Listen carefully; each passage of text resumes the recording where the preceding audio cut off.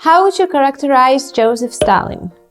Heroic Bolshevik boy / conspirator, faithful follower of Lenin, the founder of the Soviet Union, or Napoleon? What does the Russian Revolution of 1917 has to do with the farm? Is it possible for political satire to be presented as a fairy story?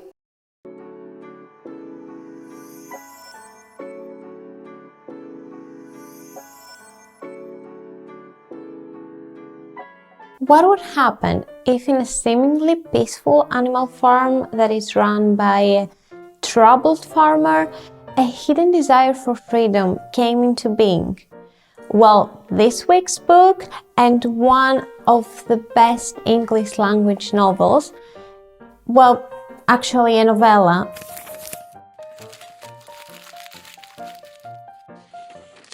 only 104 pages long, is The Animal Farm by Eric Arthur Blair. Who's he? Well, not so many people, including me till I read this book, know that George Orwell was the pseudonym of Eric Arthur Blair. He was born in eastern India, the son of a British colonial civil servant, and when he was about to publish his first book, he used this pen name so that his family wouldn't be embarrassed of his poor life. So, George Orwell was his pseudonym inspired by his love of the English culture.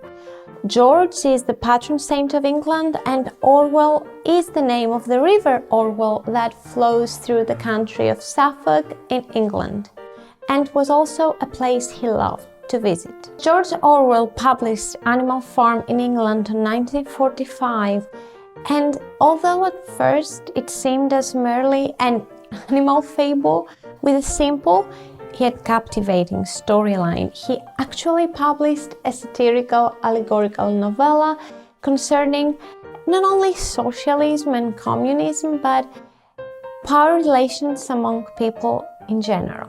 An animal farm is run by Mr. Jones. Mr. Jones was a capable farmer once, but after a very damaging lawsuit, he became depressed and an alcoholic. He started neglecting both the animals and the buildings of the manor farm. So one night, when he fell asleep, the animals started gathering in a big barn for a conference held by an old pig named Major. Major is about to pass and would like to address his fellow animals. The pigs, the dogs, the horses, the hens, the goats, all the animals were looking forward to hearing what old Major had to say. Well, all the animals apart from the cat, who found the warmest place in the barn, purred and slept throughout Major's speech, paying no attention to a single word. Best description of a cat ever. So Major starts criticizing Mr. Jones for oppressing the animals in the farm, taking all their products and giving them little in return. Animals starve. So Major identifies Mr. Jones as the enemy and man in general. Then all the animals sing a rousing, a revolutionary song called The Beasts of England. A few days later, old Major dies, but the inspiring idea of a revolution, of a society where all the animals are equal, has begun to nourish the animals' minds. Then two pigs, Snowball and Napoleon, take control, organize a rebellion against Mr. Jones, driving him off the farm, seizing the property for themselves, and rename Manor Farm to Animal Farm. They established the 7 commandments of animalism. Animals must not kill other animals and must identify the two-legged oppressors as their enemy.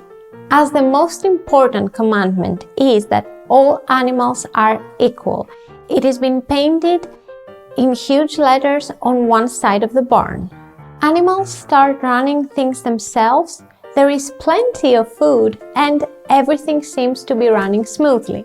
It seems that the animals' goals as expressed in the revolutionary song Beasts of England, has been achieved.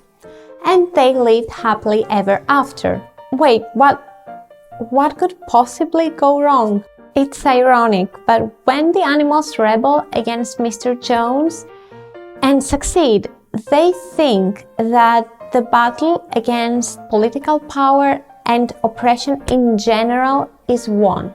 That's exactly the point when the central conflict of the novella begins to arise, when the animal's desire for freedom is being undermined by another arising political force ready to take over. When some animals do realize that the real antagonists live among them, it is too late. It's extremely interesting as George Orwell does not only portray the dangers of the figures in power, the tyrants, the dictators, of the bullies who try to establish class structures and manipulate others to their own benefit, but he also portrays the negative aspects of all the animals, of the working class, of the victims. As a result of not always being able to receive proper education and the right source of information, the oppressed often appear as naive, as obtrusively loyal to their oppressors. When being unable to criticize and question authority, well, the writing's on the wall.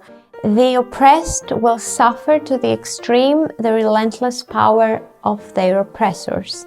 In my opinion, this book is not just great. It is exceptional and, most of all, it is important. It is important not only for your personal growth, but for society in general. It demonstrates the fact that good intentions can be misleading and hide lurking dangers.